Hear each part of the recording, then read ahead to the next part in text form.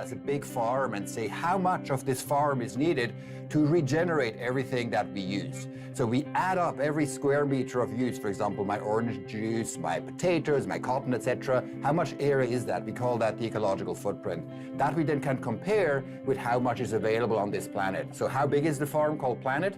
How big is our hunger as humanity? And then we can make a balance sheet.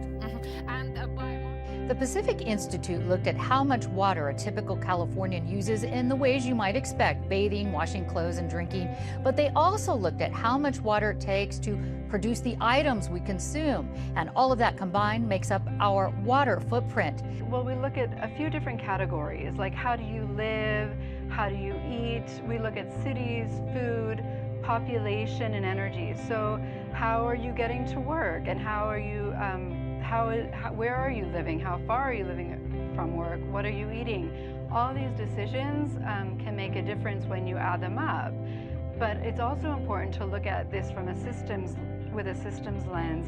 How are cities organized? And consequently, working with your city leaders to make decisions so that your transportation system can operate in such a way that is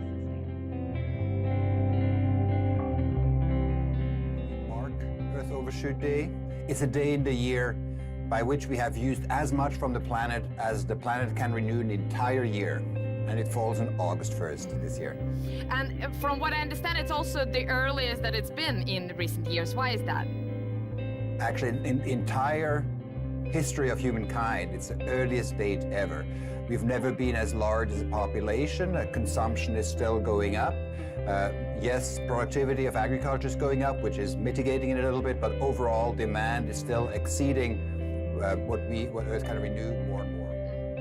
The average Californian uses about 1,500 gallons per day. And again, that's a combination of our direct uses of water in our homes, but also in the water embedded in the products that we're consuming. So that was surprising. It's a very large amount of water. Secondly, California is a net importer of water, meaning we're importing water in the forms of goods and services produced outside of California into the state for consumption.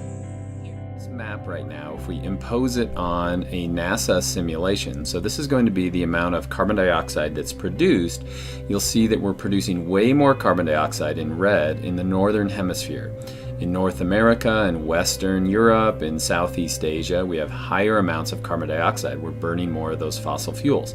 Not so much in the southern hemisphere. You can see the winds moving it around. But watch what happens. We're in May right now. Watch what happens as we move into June.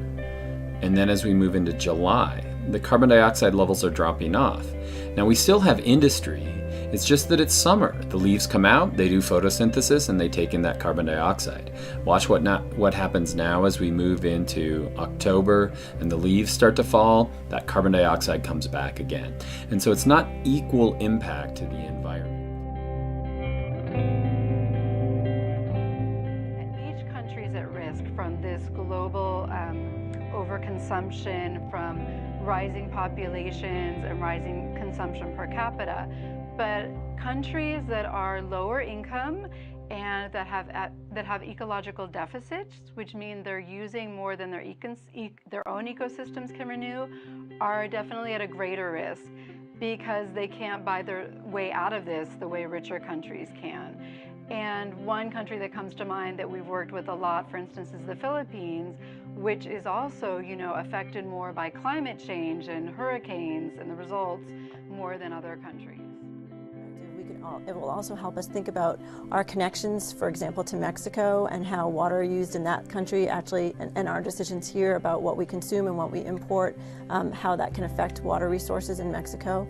I also think at some point we might see a movement like we did with a carbon footprint for labeling of products around how water intense are they, and that could be an interesting movement as well. Of people, it's the affluence of those people. It's how much they're consuming. And it's also their technology. Now, some technology can actually help the environment, and so I'm talking about destructive technology. technology.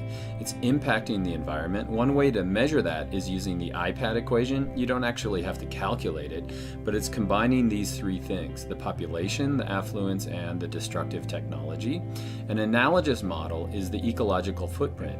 It measures how much of the earth do we need to support that industry. So this graph is kind of interesting. On the bottom we have the ecological footprint, and on the right side we have a development index. And so these are going to be the developing countries, and these are going to be the developed countries. So the US is going to have high development index, it's highly developed, and it's also going to have a very large ecological footprint. This line is interesting. This line right here at 2.1 global hectares per person is the biocapacity. It's what our Earth can support. And so you can see that a lot of countries are actually exceeding that. And so going back to our model again, it's the society and the economy. And so as the population gets larger, we're going to have population effects on the environment. But the economy can affect it as well. If the economy is too large, then we have too much of an impact. But if it's too small, that can impact the society itself. This summer, we've seen news reports from the UK, from France, about plans to stop the sale of gas-powered vehicles in the future. So companies are definitely planning for this decarbonization of their economies.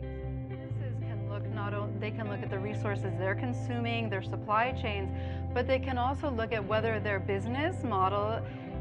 entire business model is in line with ensuring prosperity for all in the future within the budget of our planet. What we can do on a personal level is reduce the amount of our consumption and shift towards some of the less water-intensive products, including moving away from sort of meat and dairy products. Those meat and dairy products tend to be very water-intensive. Look at, for example, the climate piece, which is a big piece of the overall demand. If we want to stay within 2 degrees Celsius global warming, which the Paris Agreement said we want to do, that would mean we would need to move out of fossil fuel use before 2050. Would like that to happen, but I think we also need to ask, and by we I mean people who live in developed or high living standard countries, whether perhaps the modern lifestyle will have to be changed in order for the planet to be, not only in good shape, but also, a fair place to live. Because if you actually hold that as a bar for all the developing world, it seems to me that all the calculations also to point out to the fact that it is simply impossible to maintain that lifestyle for everybody on this planet. Look at 4 key solution areas that make it possible for people to have great lives while also living within the means of one planet. And these 4 areas are: first, the way we build our cities. If we continue to build the cities on the car model, that kind of very diffuse cities that use a lot of cars and have very big houses that are very inefficient, that takes a lot of resources. If we take more kind of the Mediterranean model of the compact cities with well-built houses where you can walk around, where you only walk and bicycle, you don't need cars, you can have a higher quality of life. The second area is energy. If we produce energy with coal power or we produce energy with solar power, it makes a huge difference. The third area is food, the way we feed ourselves. Now it's hard to kind of reduce too many calories, but we can eat less animal products. We can waste less food. We can become more efficient in producing food, etc. So food is a big area too. Currently, about half of the planet's biocapacity is used just for food production. And the last topic, which is very important as well and underplayed, is how many people we are. If we double as many people, there's only half as much planet per person. It's kind of obvious to see, and we can also address that by increasing quality of life. If we can start to invest far more in women, if we help women to have more opportunities, the families get smaller, the families get also healthier and better educated. It's a total win for the next generation.